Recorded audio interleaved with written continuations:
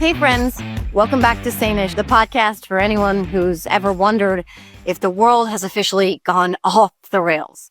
I'm Jojo from Jers, and I'm glad you're here. If you're new, don't forget to follow, rate, and share the show. And jump into the conversation with me on social media. I want to hear your thoughts, your questions, and your moments of hope, because let's be honest, we could all use a little more sanity right about now. This week, the headlines felt like a fever dream. Pardons being dangled like party favors, Putin, Jake effing Tapper. In just a few, Ron Filipkowski and I will try to make sense of it all. But first, for just a moment, I'd like to turn our attention to the West Point graduation. Come on, are you effing kidding me with that? You know, I try. Really, I do.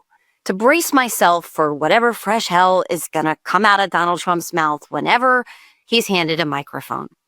But even I wasn't ready for the absolute circus that was his West Point commencement speech. I mean, this is supposed to be one of the most solemn, nonpartisan moments in American public life. You've got hundreds of young men and women, the best and the brightest, who have worked their butts off for 4 years, ready to serve their country. And what do they get? They get Trump standing up there, turning their graduation into a campaign rally and a therapy session for his own effing ego. Let's start with the partisanship because, my God, the guy cannot help himself. He's up there not just congratulating the graduates or talking about service and sacrifice. Nope. He's taking pot shots at past presidents, bragging about his own so-called accomplishments, and ranting about how only he can save America from whatever imaginary threat he's conjured up this week. It's like he can't even pretend to respect the tradition that the military is supposed to be above politics. He's dragging the armed forces right through the mud with him. And for what? For applause lines? For a few more clicks on social media?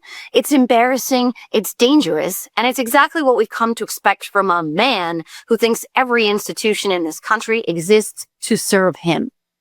And then there's the culture war garbage. I mean, did anyone actually think he'd make it through a speech without attacking diversity, equity, and inclusion? Of course not. He went after DEI like it was the greatest threat to national security since, I don't know, the metric system.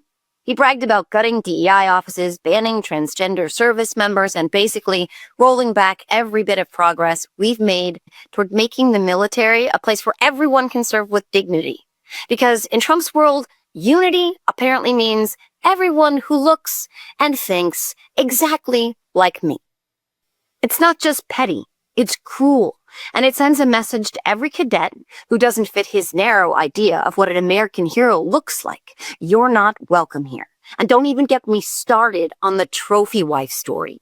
Here he is at West Point telling a bunch of 22-year-olds about some real estate guy who lost everything except for his trophy wife. What the hell does that even mean? How is that remotely appropriate for a military graduation? It's not funny, it's not inspiring, and it's not even relevant. But maybe the most dangerous part of all was the foreign policy bluster. He's up there talking about Putin like they're old poker buddies, promising peace talks and making it clear that his version of America first means America alone. Never mind our allies, never mind the lessons of history. Trump wants to turn the military into his own personal security force to be used or discarded as he sees fit. He's not interested in service, sacrifice, or the greater good. He's interested in power, period. And you know what? It's not just about Trump. It's about every single person who cheers him on, who pretends this is normal, who acts like this is what leadership looks like. It's not.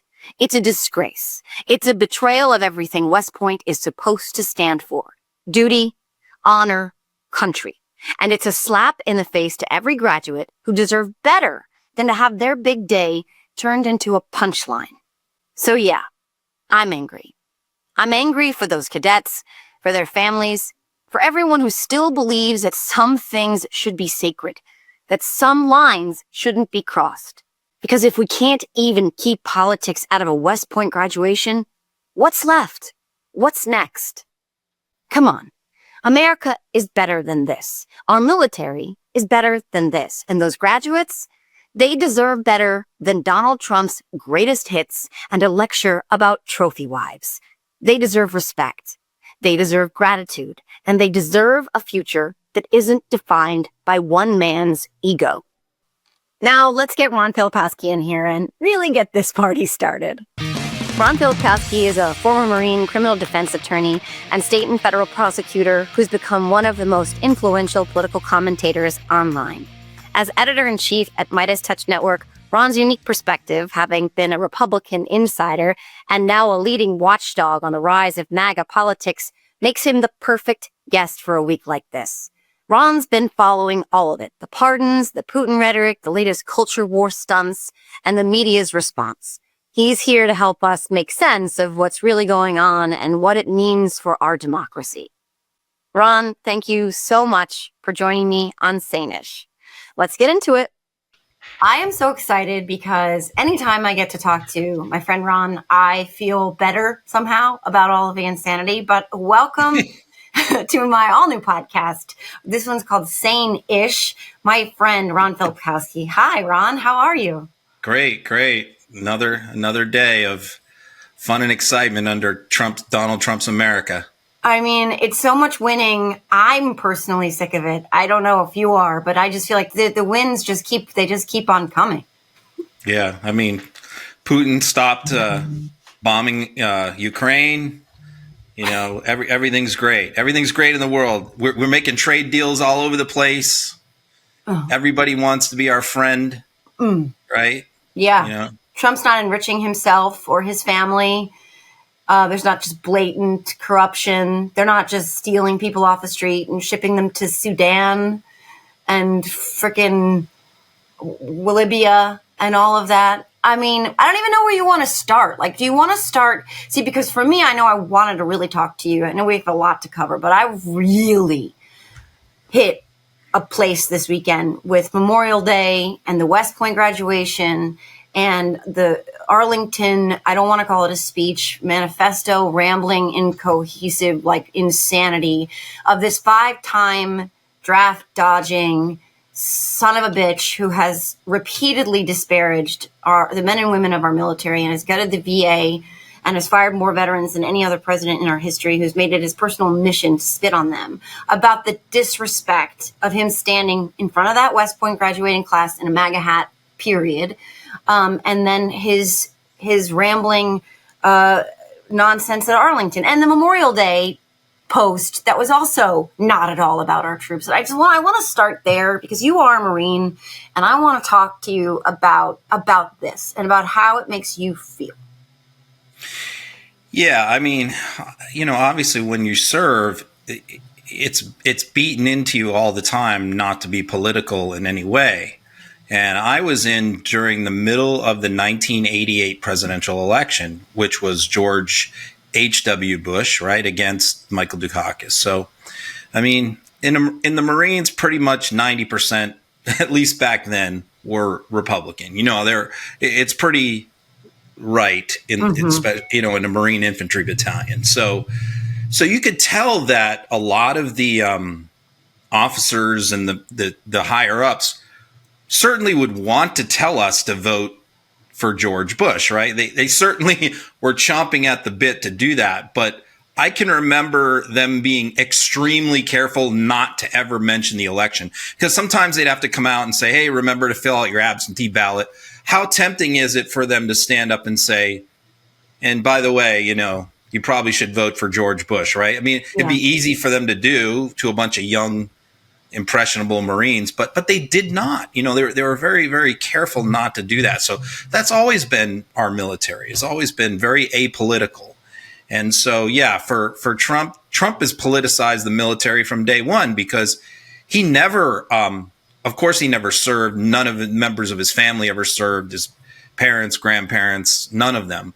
And so his kids, obviously, he discouraged them from serving. There was a report that Don Jr., of course, wanted to go in. I don't necessarily believe that, but, you know, that Trump told him he would disown him if he went in and all that. So, I mean, it's clear. You can't ever, as you know, you can't ever go by what Trump says. You have to go by what he actually does. Right. And what him and his family actually does is never served, had no involvement with the military whatsoever prior to him running for president. But he realized that that is a part of the Republican coalition is military, a lot of veterans, police. So he had to wrap himself in the flag and the military stuff. So, yeah, when he rolls in there and he wears the MAGA hat right from jump, I mean, that's just wrong right from the start. That if he wanted to wear a hat, he could have wore one with the presidential symbol or something like that. So, yeah. But I also noticed, with that speech, of course, he has, as always with the rallies, he has a written speech, which is generally appropriate. Right. But he can't help himself. He goes off script. And that's when he says all the crazy stuff, like about the trophy wives and stuff. Yeah. So then when you watch that speech where he said so much crazy stuff and got a lot of bad press from that speech, he then goes to Arlington, I think it was the next day. And Asen and I, Asen who does our clips for us, we were watching very closely because we went in there to the Arlington thing with a plan. Whenever he goes off script, boom, hit record. Like right away, we want anything off script. Mm-hmm. And he only did it one time. One time he started to go off script, and Asen pinged me. He's like, "Here we go. All right, let's rock and roll." And then he stopped himself after like 10 seconds. He goes, "Oh no, I'm just going to stick to the speech." What that tells me is that he was told by his, Susie Wiles and others, do not, when we're in Arlington, do not stray from the script, And yet, because he has the impulse control of like a cracked out raccoon on a 5-day bender, he still managed to sneak in how God was responsible for putting him in office when the Olympics were going to be in the United States in the World Cup. Like, I mean, it's just like it's pure insanity. And I don't know if they had that somewhere in the script or if they just need to throw in these little fluffer moments where they can stroke his eggshell fragile ego. But like he has to make it about himself always and forever, no matter what it is. But I still think, and maybe you can help me with this, that the military in particular, that the whole suckers and losers, what was in it for them, all of these things, like it's not just a normal disrespect. He disdains the military service, the idea that somebody would sacrifice something, anything, let alone their lives, to follow some code of ethics and rules that they didn't decide upon. I feel like it offends him so freaking deeply. So I want to ask you, like, do you think that it's more than just that he doesn't give a shit? Do you think that there's something like psychological? I know neither one of us is like psychiatrists or psychologists, but it seems like it's a deeper, how everything's about retribution and like asking Kelly, I don't understand why they would do that. What was in it for them? Calling them suckers and losers. Like, it feels like it's even forced to just show up at Arlington. But also, how is it possible that any members of the active duty military now, or reservists, et cetera, or veterans themselves don't see what we're seeing? How do they not see this over years and years and years of it? That's a really, really good question. And I think that Trump really understands how to push their buttons and to tell them the things that they want to hear, and as far as like the strong man acting like he's tough. We rebuilt the military, we didn't have any ammo before when I took office, his old line about Obama, the stuff about Afghanistan, the withdrawal, that was a debacle. He's very good at creating narratives that appeal to military veterans. And so he knows how to push their buttons. It is sad that so many of them can't see through it, but you also have to keep in mind too, a lot of them are just conservative Republicans by nature. Mm-hmm. So they're going to be inclined to want to believe what he has to say, despite the fact that he dodged the draft, which was always, a big thing for me back in 2016 when I was trying to tell veterans not to vote for him. I constantly talked about the draft, and how he avoided it and how the doctor, the story is crazy. The doctor who rented office space rented it from Trump's father, who wrote the note that he had bone spurs. Mm-hmm. It should have been pretty obvious when, a doctor, where's this doctor's office at? Oh, it's in a Trump building. Who's his landlord? Fred Trump. Oh, well, maybe we should use another doctor, other than this one, Mm-hmm. So it's just crazy how they buy into the narratives of Trump being a tough guy, but I also think, look, when you're matching him up against Kamala Harris, who didn't really connect with military in any way. I don't know that she ever really tried to speak at veterans groups or anything like that. So a lot of it is the symbolism, the wrapping yourself in the flag, how you present, military veterans buy into all that stuff. They just do. But the thing that drives me crazy as a Democrat is that I look around at my party ignoring a lot of this in large measure when I think that's a huge mistake and misstep, because I know I talk about it a lot. I never served, as I also talk about it a lot. I know myself well enough, and my dad would also, may you rest in peace, Dad, agree that I never should have served, because God, nobody should have unleashed me on the United States military. I was allergic to authority and the word no, and do this because I said so. Like, that's just not who I am. But most of my family served, and my dad was a reservist and worked for the DOD for the better part of 50 years. I basically grew up on an army base, and so this is near and dear to my heart. But I know that this is an issue. I think that we have an opportunity to reach people who aren't so baked into the MAGA cult cake. You know what I mean? Where I was watching a video of a Vietnam vet who was talking about how, that made it harder for him to get the services that he needs. He's a 3-time cancer survivor. And he's like, I need services. I need the VA. I need to be able to get an appointment. He's fired more veterans with these stupid Doge cuts, and they're planning on firing 80,000 more workers at the VA. Like, he's hurting the veteran community, the military community. And I feel like my party is not ringing that bell as often or as loudly as they should be, because I think there are people to reach there that don't understand looking past all the bluster, like you said, him wrapping himself in the flag and acting like the tough guy. His actions right now belie all of that. And we just need people in our party to stand up and call that shit out. They're not really doing it. I think the veterans stuff is important because the VA is being cut pretty dramatically right now. But I also think, it's all the stuff with Putin and NATO is very helpful to Democrats in this area, because I think too often the reflex is always to go to government services being cut, government spending being cut, but that's not always a way to appeal to especially moderate voters or Republicans who don't necessarily like Trump. So But I think the foreign policy of Trump, the isolationism, the hostility to Ukraine and to our allies overseas, and the things that he says about them, and the cozying up to Putin is something that a lot of vets who are Cold War people don't understand. I think even Republicans who love Trump don't understand his attitude towards Putin. Mm-hmm. So I think that that's a huge Achilles heel for him. It's why I spend so much time on Trump's relationship with Putin.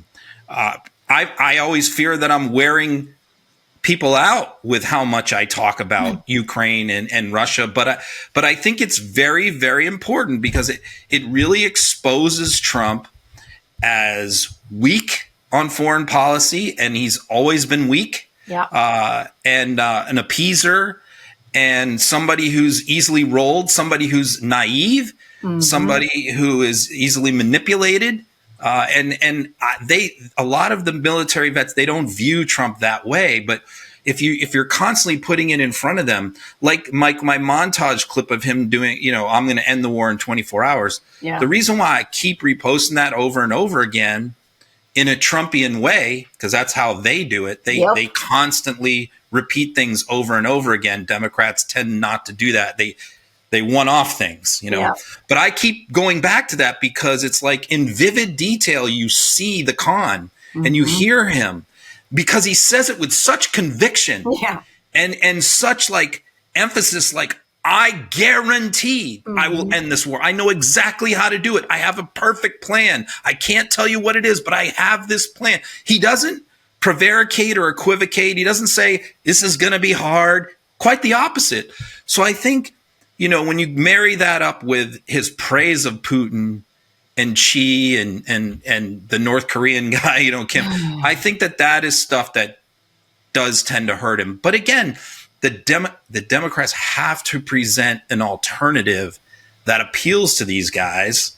And Kamala Harris certainly was not somebody who was going to appeal to, a lot of military veterans. Yeah. But there are Democrats out there who can, But, Pete can. I think Pete can. I think he can. Yeah. And there are definitely others who can, and maybe others who haven't emerged yet. I don't know, but I know that the Westmore, you got I Westmore. love Westmore. I fucking love Westmore, and you and I have a shared love of Andy Bashir, and I'm still Team Bashir. And Westmore, I got to see him speak in Maryland at the first joint appearance after Joe stepped aside between Joe and Kamala. Kamala. Like Gretchen, I think that they like Bashir. I don't know about Newsom. I guess would probably be not. Probably not. Because a lot of veterans don't like that whole slick, coastal, slickly packaged, Bill Clinton style Democrat. Yeah. Because, he has an authenticity problem with a lot of them. Oh, for sure. We'll put that to the side for now, because I do want to talk about Putin, and I want to talk about I'm going to end the war in 24 hours. Putin would have never attacked Ukraine if I was in office. And here we are with him indiscriminately, bombing Ukraine harder in many cases than he has for a very long time while Donald Trump is in office. And Trump is acting surprised, as if Putin has somehow changed. And then he says in a post, because he can't ever just not say the quiet part out loud, that all the things that he's done for him, the terrible things would have happened to Russia if not for him. And he looks like he's getting rolled, but I've never actually thought he was interested in helping to broker any kind of ceasefire over there of any. I've long thought that he really wasn't trying, and I still believe that to be true.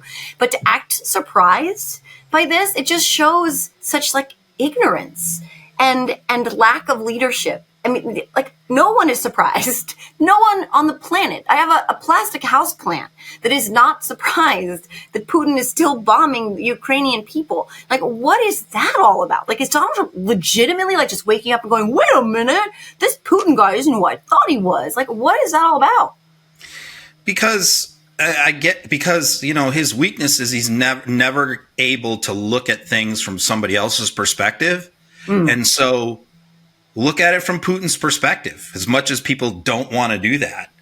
He has a country to run, and he has sold his people, if you pay attention to Russian media, a whole lot of stuff about, rebuilding the Soviet Empire, and Ukraine really is traditionally a part of Russia going back 1,000 years, which it's not. But he gives the Russian people these history lessons that basically argue that Ukraine is traditionally, historically part of Russia, that all the people in Ukraine really want to be back joined up with Russia again, except for these evil Nazis that are in control of the country. Right. And, why would Putin just back out of all of that? This is a war he started, a war of conquest.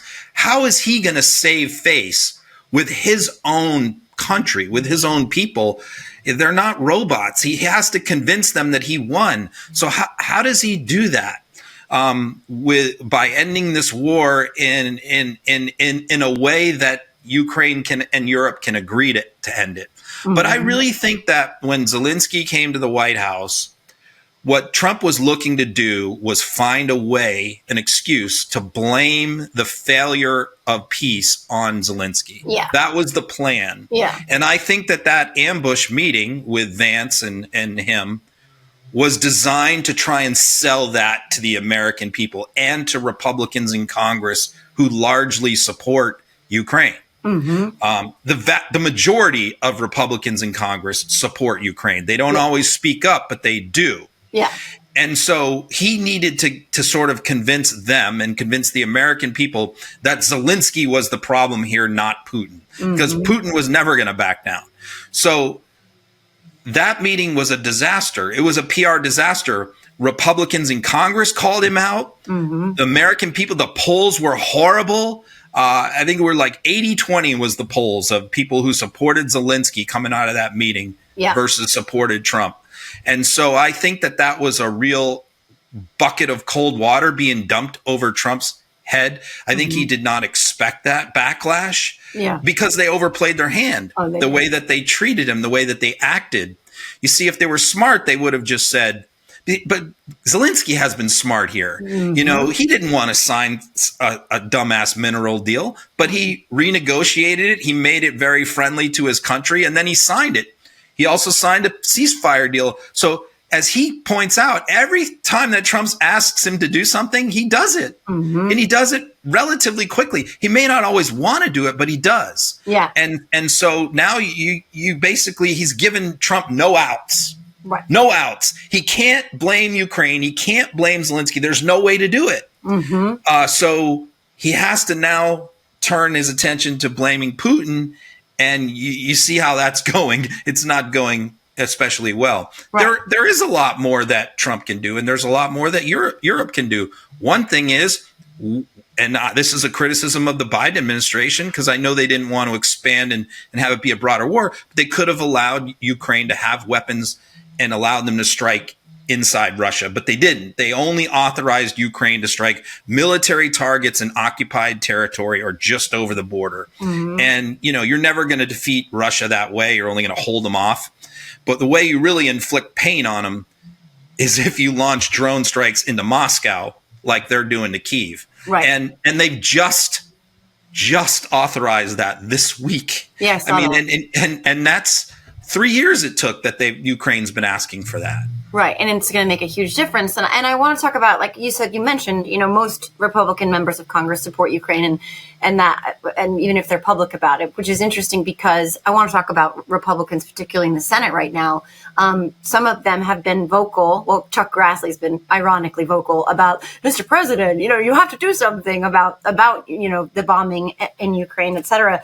But this, I'm not going to call it the big, beautiful bill because that's bullshit. I call it the big billionaire boner bill. It's like, if you want to be alliterative, let's call it what it is. Like, it's going to make billionaires richer, and it's going to saddle our country with $1 bazillion and additional debt added to the debt that this guy already added, which is like the most relative to the size of our economy in our history. But a couple of them, quite a few of them, are breaking with him and very publicly saying, you know, Voldemort down in Florida, and I forget now who else, but a bunch of them. Johnson. Rand Paul, Ron Johnson. Yeah, a bunch Ron of them. Johnson. This thing's dead on arrival. There's a whole bunch of them. Tom Tillis. Yeah, who are speaking out against it. Yeah, which is a big shift on anything from anybody in, you know, that cult. They speak out or stand up for anything they believe, because they were willing to go along with the cessation of Ukrainian aid way back when. They did go along with it until it finally was passed. I forget how long they went. It was months, right? At least 6 months. So they went along with that despite their intentions, which are to help Ukraine. But now something feels like this is a bit of a shift where there are more of them, not just one, not just Tillis, not just Thune, more of them, and the unexpected ones, like, again, and Murkowski and Collins. Right. There's probably 8 or 9. Yeah. And so do you think that this signals a shift in their realizing that they've gelded themselves on many things related to their own power and their own check on his, and that they're finally like, no, fuck no, we have to stand up and have a red line here? Or do you think that this is just so egregious that they're... Okay, yeah. So I cover Congress and the budget like really closely and write about it every day. So I'm pretty well aware of like where all the factions are at and what their positions are. And the strange thing about the Republican Party in the House and the Senate is many of them have completely different agendas from each other. Like, somebody might give up and say, I hate the big, beautiful bill, like a Ron Johnson, but he might have a completely different reason for hating it than Susan Collins, you know? So they both oppose it, but they oppose it for opposite reasons. You know, like Ron Johnson opposes it because it explodes the deficit. Yeah. And he wants more spending cuts and he wants more Medicaid cuts. Susan Collins doesn't like it because of the SALT deal, which affects Maine and other provisions. She doesn't want Medicaid cut, for example, because a huge percentage of the population of Maine is on Medicaid. So, so it's the same thing with the guys in New York, like your law, even Stefanik, was opposed to Mike Johnson on the SALT. And what I mean by SALT is if you live in a state where you pay state income taxes, that doesn't count towards your federal income for tax purposes, right? So the SALT deduction basically allows you to deduct the amount you've paid in state income taxes from your federal income. And so the states that have big state income taxes, like California and New York, they tend to be blue states, although they're not all blue states. Most of them are. And so you have Republicans in states like New York who want that deduction and want it because it used to be an unlimited deduction. Trump capped it at $10,000 in 2017. And so what they want to do is he promised in New York on Long Island, at a rally on Long Island, he promised to repeal that, to do away with the cap on the SALT tax. He said it in a rally in 2024 in New York, and he's reneged on that. And so the New York members of Congress, many of whom just got elected in 2022 and 24, they promised their constituents. Mike Lawler ran on that issue. He said, I will get that cap repealed. That's why he's so adamant. So you have a Republican like him who's opposed to well, they made a deal to raise it to 40,000. Okay. So that apparently Lawler can live with that.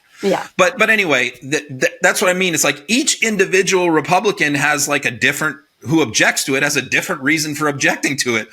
So it makes it hard to make a deal, you know?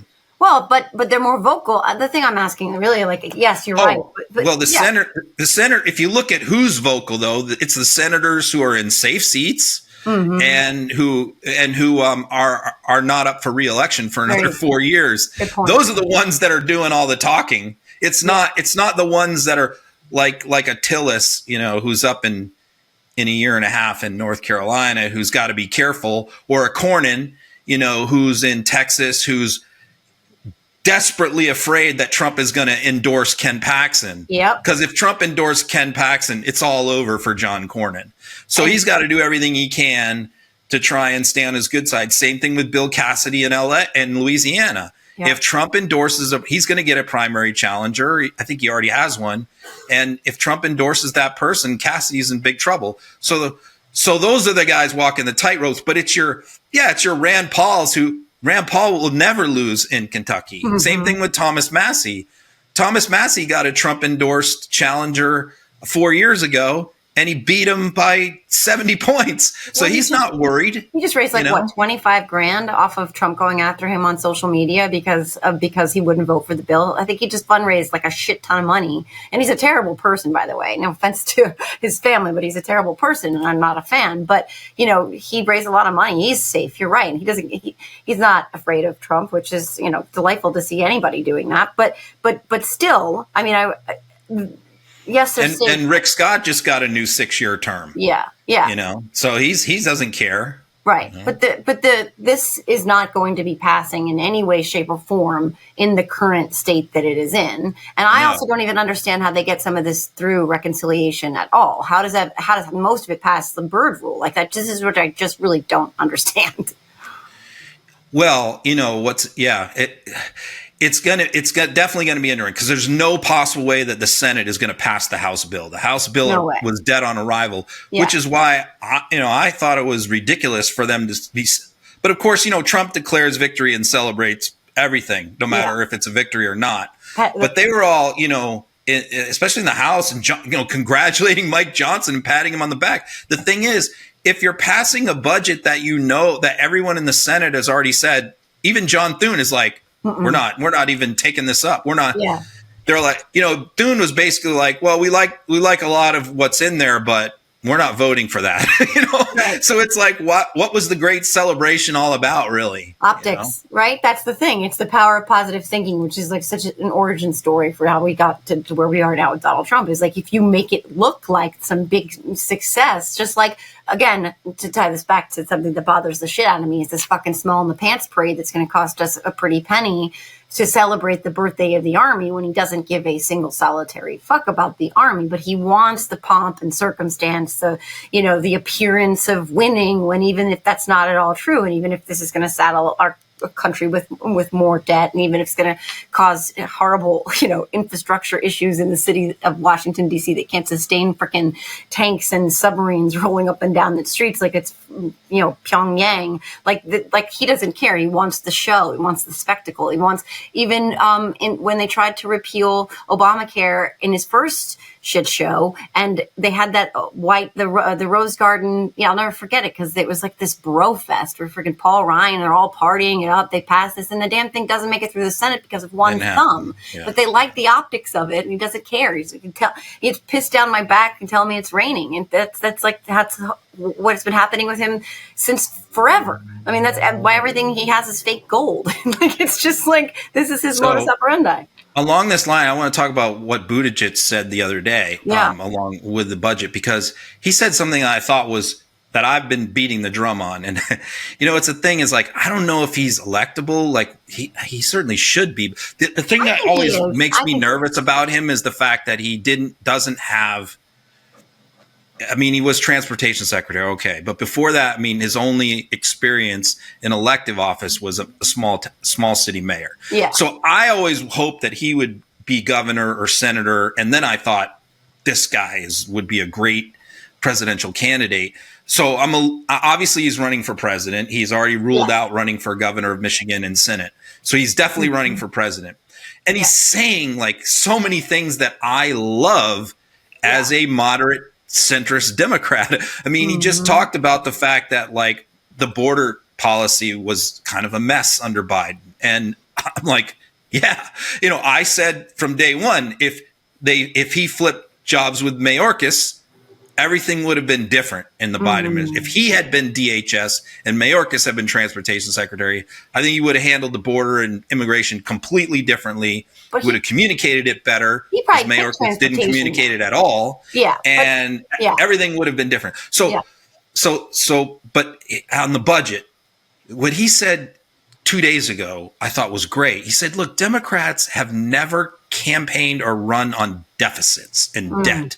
Because it's always been like a Republican issue, right? Yeah. And Democrats have always had this, people have always had this, Democrats are the big spenders. Democrats are about big deficits, when really that's not historically been the case at all. Nope. So what he's saying is, why don't Democrats hang this tag on Republicans, especially MAGA Republicans, of debt and deficits? Because this bill right here that they're going to pass, and ultimately they're going to pass something, is going to have by far the largest deficits in the history of the planet, far greater than Joe Biden or Barack Obama ever did.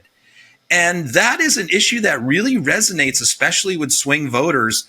And yet, how many Democrats do you really hear? You hear Democrats, I hear them all day long criticizing Medicaid cuts or cuts for this or cuts for that. But they never talk about debt and the deficit. They just concede that issue to Republicans, who are the cause of most of the debt. I don't understand why that wasn't a bigger issue in the last election, because, again, I talk about this all the time. Like, Donald Trump's increase to our debt, there were numbers. Like, he's going to be saddling not just our kids, or already has saddled not just our kids, but our grandkids. Like, I think there was some number of like $28,000 over the span of a lifetime, additional money for each person in this country that he added and that's not even talking about COVID, right? Like, we're talking about his tax and spend fucking bullshit that saddled us with all that debt. And now he's going to add to that with this one. And you're right. I don't understand why they don't talk about it. Yes, Medicare. Yes, Medicaid, is huge. And then now there's implications for Medicare. Yes, SNAP. I believe SNAP is huge as well. And yes, they should be talking about those things, but they should be, you're right. They're acting as if the Doge cuts, which justified some of the most horrific gutting of things that this country needs, and our soft power, don't even get started on that. Right. All of that was the justification for which was, to cut spending. And you're telling me that you're cutting spending by firing, people who give medication to kids with AIDS in Africa and study, pediatric cancer research, while you're adding all of this money to our debt for what? To make the rich richer? I don't like this. And even fucking Elon Musk says yesterday, or whenever that interview was, like, I'm actually disappointed in this bill, that it adds this much more. It undermines all the work that we did, which is, malevolent work. But like, why isn't every Democrat out there right now talking about what you just said? Like, why aren't they? It's so weird. Like, why are they so hyper focused on Buttigieg was the first one. Buttigieg was the first one I heard do it. Yeah, I've never heard Schumer talk about it. I never heard Jeffries talk about it. When they talk about cutting programs or cutting Medicaid or cutting SNAP or anything, you're talking to the Democratic base, and that's fine. I mean, but you're not really talking to moderate voters, the ones who decide the difference in elections. But, you have to also explain to them why the debt matters, why the deficit matters, that it causes interest rates to go up. The more debt we have, it causes mortgage rates to go up, because the Fed can't cut interest rates when the government is sucking up such a huge percentage of debt. It makes us more under the influence of China. Mm-hmm. Look, it's one of the reasons why he had to surrender to China, which again, hardly anybody talks about, was the fact that they hold so much of our debt. Mm. They have a nuclear bomb. It's a button that they can push. If they start selling off the U.S. treasuries that they hold, or the Saudis do that, they could crash our economy in a heartbeat. And so that's why he's bluffing on tariffs with China, of course, because if they ever go to that nuclear option, then they could tank our economy a lot easier and quicker than we can affect theirs. And so, and that's why debt matters. Debt matters because we have so much debt that we have to sell it off overseas. Mm-hmm. And so the Europeans, the Chinese, the Middle Easterners, the Japanese hold so much of our debt and continue to hold more and more every year. And that gives them leverage over this. And this is why Trump is a paper tiger on tariffs. This is the big reason. Why did he pull back on the tariffs? It wasn't because prices were rising. It was because of the bond market was going up. Mm-hmm. And mortgage interest rates just went over 7%. And the Fed is not cutting them. That's why he backed down from tariffs. Not because of Walmart was raising prices. But I don't think he actually gives a shit about our economy tanking. I mean, I don't know. He's getting rich, hand over fist on whatever Bitcoin and all that other shit.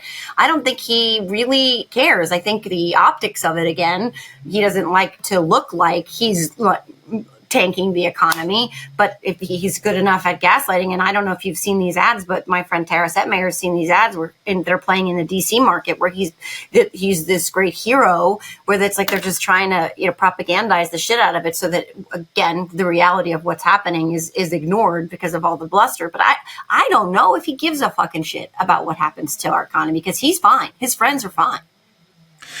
Well, I think he wants to get credit, and he wants to be considered a winner and a successful president, and he wants to be adored and all that. So to the extent that he cares about it, that's the only reason why he would care, is so he can, when he's getting criticism, when he's getting beat up on Fox and on CNBC and on Fox Business, that hurts him. That's what causes him to move. When Maria Bartiromo is on there on Fox Business, giving it to Trump and to Hazlitt and to other people, his other advisors, that's what hits home to him when his friends are criticizing him, and when his friends on Wall Street are. So he's not. So that's what he cares about, not necessarily whether middle class and guy in Omaha can afford a house or a car. Yeah, he doesn't give a shit about that. Let's pivot real fast to another piece of shit. Let's talk about Jake Tapper. So I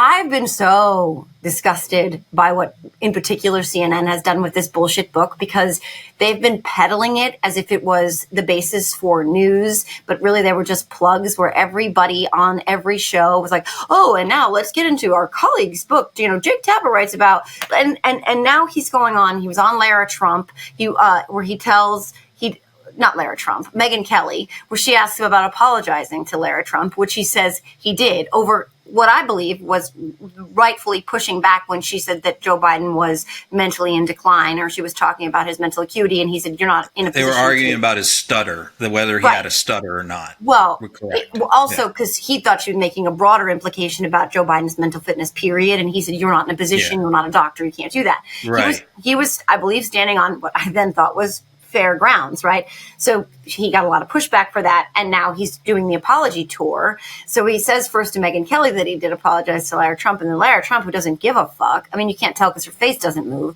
But then she says, I think it was last night, you posted it. She's like, yeah, he called me, and he said, I'm going to go out there, and I'm going to say you were right and I was wrong. And she's like, well, and he did it. But she's like, you're basically still trashing him. And the one thing that I think that if you can give Jake credit for anything is that in this completely divided, polarized world we live in, a lot of us can agree across the political spectrum that he's a piece of shit and he doesn't deserve any respect. Like, I don't know. What do you think about this nonsense? I don't care about his book. I don't care what he wrote. That doesn't matter to me. What I care about is how CNN has handled it. I agree with you, what you said. And not just CNN, but establishment legacy media across the board. Because it's not just CNN who's been pushing that. Because I follow hundreds of reporters who cover Congress, who cover politics from many, many different media organizations. I probably follow more reporters than anyone because I write a daily bulletin on Substack where I say everything that happened today in politics, and I'm getting a lot of that from reporters and I'm talking about Fox reporters, Newsmax reporters, to CNN, to Mother Jones, across the ideological spectrum, international reporters, everything else. So not only was CNN devoting every single day, all day for 2 weeks to this book and the allegations that are in it, which I thought was gross and disgusting. Yeah. So again, you want to write a book, fine, but don't take an entire network and turn it into a 24-hour-a-day book promotion, trash Biden book. But then I also watched all those other legacy reporters promoting the book as well. And so it's like, what are we doing here? Because it's a very incestuous business. The DC legacy political media, and you watch them, they're constantly hopping jobs. They go from one company to the next.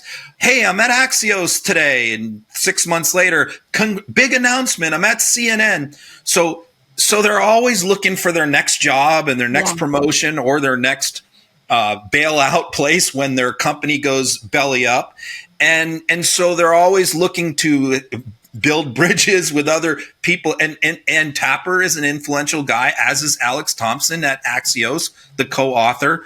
And so, Jake and Alex are bugging these guys to push their book too. And so they're doing it out of, I think, obligation, a lot of them.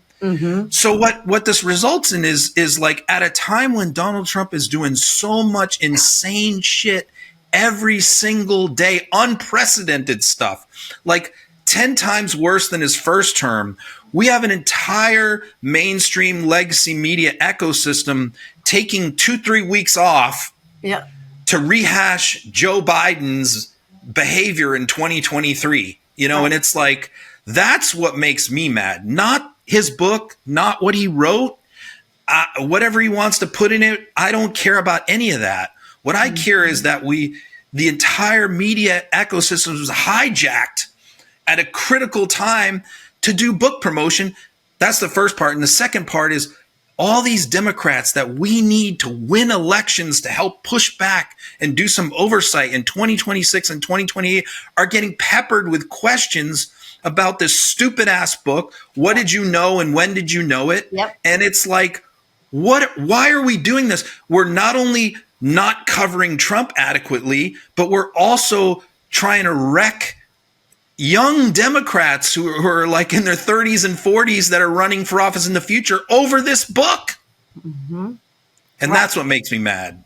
I 1000% agree with you. I mean, the ultimate irony here is that the book makes accusations of not addressing the mental health crisis of the person in the Oval Office, while the people responsible for the book are ignoring the mental health crisis of the person in the Oval Office. Like, this is where I get incredibly frustrated, because you're right. They have been perpetually sacrificing the actual news that is happening right now, that has implications for now and beyond, by going backwards in time and doing the autopsy on what went wrong and what was covered up when that does not and should not. Should it be studied? Sure. Should historians talk about it? Sure. Should we take lessons away from the 2024 election and lead up to it? Yes, of course. But when you're breaking news in the world that we occupy now, which is flood the zone with shit, coming at you nonstop, 24/7 by design, and you're still choosing to have someone like an Andy Bashir come on your show to talk about the deadly tornadoes in his state that the current occupant of the White House not only didn't address, but helped exacerbate by cutting funding for things like the tornado warning systems, etc. And you're not talking about that because you ask him instead to talk about Joe Biden from 2 or 3 years ago. This is a miscarriage of journalism, and it's why legacy media is dying, as it should be, frankly, if you ask me. And, you know, the anchor who did that, Pam Brown, is I like a lot. And, and she's from Kentucky, by the way. And so she's got her governor on there to talk about storms in her state that she grew up in, you know? And so, and then, you know, at the end, she like halfway through it, she transitions over. Well, let me ask you about my colleague, Jake Tapper's book. And she was mad at me because I clipped that and criticized her. And, you know, she messaged me and was upset about what I did and wanted me to like retract it. And I said, no, I'm not doing that. Because look, if she had said to Andy Bashir, hey, I want you to come on to talk about the Jake Tapper book, he would have said, no, I'm dealing with a natural disaster in my state. Yeah. You know, and it's like, and then, you know, she defended her interview by saying, well, you know, I did talk about the storm before that. Well, that's not the point. No. The point is you ambushed him. You know, this is a guy who's dealing with this storm. He doesn't want to talk about Joe Biden. He does, you know, and not only that, look, this is a guy who's like one of the Democrats' best hopes for president in 2028. And her questioning was implying that he knew stuff about Joe Biden from behind the scenes that maybe he was covering up. So it's like you're trying to tarnish Andy Bashir right now, who's doing everything he can. By the way, Trump, who he was on there to implore Trump to give them disaster relief because it wasn't happening because they want to disband FEMA. So that's why he was on there to complain a little bit that they weren't getting any help from FEMA. And instead it turns out to like, what did you know and when did you know? What did you know about Joe Biden and when did you know it? Yeah. And so, yeah, that like when that happened, I was furious. In fact, I made Asen go back, and because I heard about it, somebody texted it to me like, this is what just happened to Andy Bashir. It was someone from Kentucky. And I said, no, I can't believe that. So I made Asen go back because it had happened like 3 hours earlier and rewatch the interview and pull the clip for me. So, I mean, she's mad at you because she did something that her journalistic integrity should have stopped her from doing. Because I could tell that she didn't want to do it. That's the other part. Like I could tell in her face and in her tone of voice that she was being ordered to do that. And that tells me that a lot of these CNN hosts don't want to talk about this book, but they're being made to do it because Jake Tapper is their poster child. He's their number one guy. Yeah, they're golden calf. But see, now, again, this is why, you know, as independent media, new media, content creators, whatever you want to call us, this is why what we are doing is so important right now, because we are not beholden to somebody else telling us you have to say this thing you don't want to say. And I don't call myself a journalist. I don't lift myself up on that pedestal and say that I'm, beholden. I try very fucking hard, and I know you do too, to make sure everything I say is vetted and factual and that I can back it up. But I'm also not beholden to somebody telling me I can or cannot say something that I don't want to say or that I do want to say. And that's where I get so frustrated, because we are dealing with a fucking, despot, curious, wannabe authoritarian, and with all of the weaponry to make that a reality in this country. And your job is to stand in the breach. Your job as a journalist is to not comply and obey in advance. We've seen enough institutions and we've seen enough media doing that. So on a microcosmic level, Pam Brown's resistance and saying, no, I will not do that, I will not say that, it shouldn't be an act of resistance. It should be within her responsibilities to herself and to what she does for a living to say, no, my integrity tells me I don't want to do this. If you're going to fire me for that, so be it. I know that everybody can't just lose a job, but you got to stand somewhere. You got to stand on something. And if you can't do that, then find a new job. Go to a different platform. Go to Fox. I don't give a fuck. But don't try and tell me that you're a journalist when you're willing to say something you don't mean. Think about it. If I worked at CNN or ABC or any of these places, I couldn't do 90% of what I do. I couldn't tweet 90% of what I tweet. Right. And that's the reason. And the reason why people follow me is because I'm honest and raw and I say exactly what I think. Yeah. But I couldn't do that if I worked for one of these media companies. There's no way. No. And so I know that. Like, I knew that right up front. Like, if I go down this road, I'm never going to be able to get a job with one of these media companies. But I didn't want to. Right. But you see this with Katie Fang in the last couple of weeks, who lost her show at MSNBC. Well, she went to go work for us now, so she's on our podcast network. And we're clipping the hell out of her rants because they're just like so much better now. Yeah. And everybody's like, wow, it's like Katie Unleashed. Yeah. Like, what happened? Like, she's so much better now than she was when she was at MSNBC. And the reality is because she can now tell the truth. There's no corporate overlords that are like watching her Twitter account. So that's the reason why independent media is, to me, like so much better in many respects. Not all. Like, I mean, look, I very much value people like Manu Raju, who covers like Congress and can get these people to talk to him, Republican and Democrat, both parties. Everyone talks to Manu. Like, that's a great skill, right? Yeah. They wouldn't talk to me, but they talk to him, right? Sure. And he gets them to say like really good shit because he like nods his head and smiles. And, he's got a great way of doing it, right? So those reporters are like really super valuable. So I'm not painting a broad brush here. I'm generally talking about TV hosts, but yeah, I mean, it's why I think we have so much of a more advantage over like a Pam Brown, who has to watch what she says and do what she's told. When, once they get free of that, you see, I mean, even Chuck Todd of all people, who's like the most milquetoast, like useless, person, but even he is like trying to be edgy now. Because he's independent. Yeah. Because he can't compete. He can't compete in the world of independent journalism and not be raw and real. Right. Nobody needs like Chuck Todd after dark, but let's just I mean, no. He thinks so. Yeah. His idea of like spicy is like, I had chunky peanut butter right off. Oh, it's actually really funny to like sometimes to watch when he tries to be edgy. Yeah.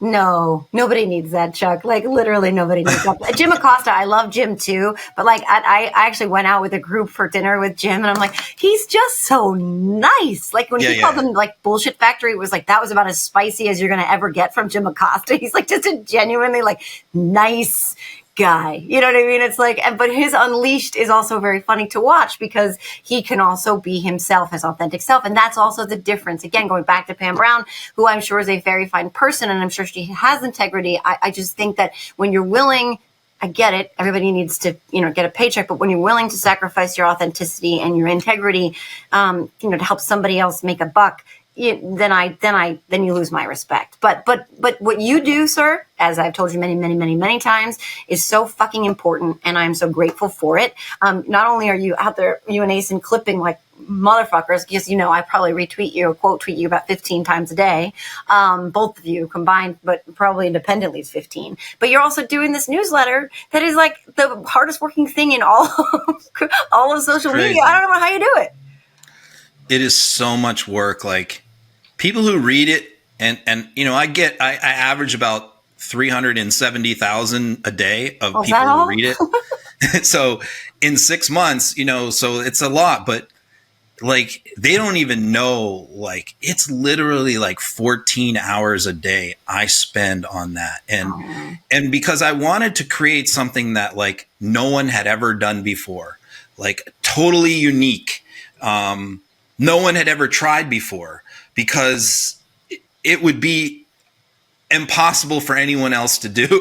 Like, that was my goal. And so my goal was like, if I work like a maniac 14 hours a day for 6 days a week and create this thing that no one else can match, I'll build up this audience, and so I'll just kill myself for a while to do that. And you get that level of trust, because that's the other thing now is like, the first few months when all these new people are following me who didn't really know me, and they're wondering whether they can trust you or believe you, and whether you're coming at it from an honest place or a grift.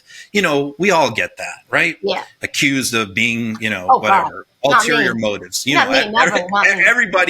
Everybody has been. Oh yeah. But I think once you turn that corner with your audience, with people, and they come to realize like, this person is really coming at it from a good space and from an honest place. Yeah. Then that's something really unique. That's something that that is meaningful. And that's what I tried to create with this newsletter. And basically what I'm doing every day is just watching so much stuff, international news, local news, Congress, the presidency, right-wingers, left-wingers, clips, social media, mainstream news. I read so many articles, and just boiling that all down and putting it in a wrap-up where it's just quick hits, nuggets, quotes in a coherent way that makes sense. It's just so freaking hard. But the finished product is like really good, and I'm really proud of it. And obviously the audience is building up really good, big, but deservedly, because you're a national fucking treasure. And I'm so grateful for the person you are, for what you do. I try to vet people out too. I try to see and I suss people out. Like, is this person a good person? Is this person a genuine person? What is this person's intentions? And I have, for as long as I've known you, which is going on a couple of years now, I guess, known that you are one of the good guys, and you put in the fucking work, and you just keep it real, and you give me so much inspiration to keep going, but also to catch you on a lot of this shit. So, because it's I feel the same way, Joe. I mean, I feel the same way about you, and that's why I've done your show, and we've had so many great interactions, and I think that your heart's in the right place. You're legit. You're not, you're not just out for yourself in this, and you really care about this stuff a lot. In fact, we even sort of argued a little bit because you defended Joe Biden a lot more than I did. I'm sorry. Yeah. I was always the one who didn't want Joe to run again, so, which is kind of funny to me, because it's like Jake Tapper I was the one saying I didn't want Joe to run again. Jake was defending him. Now it's it's the other way around, well, but you were always loyal to Joe Biden, 100%, and we even argued about it. I wouldn't say argued, but we disagreed on that. You know? And you know what, though? That's the thing, is you can have those civil disagreements, and you're still coming you're still trying to arrive at the same place, and you're still coming from the same place. And that's the thing. And our lives and their origin stories could not be more divergent, except for the fact that you were a baseball coach, Little League baseball coach, and I'm a Little League baseball mom. Other than that, our stories couldn't be any more different, but we're still motivated.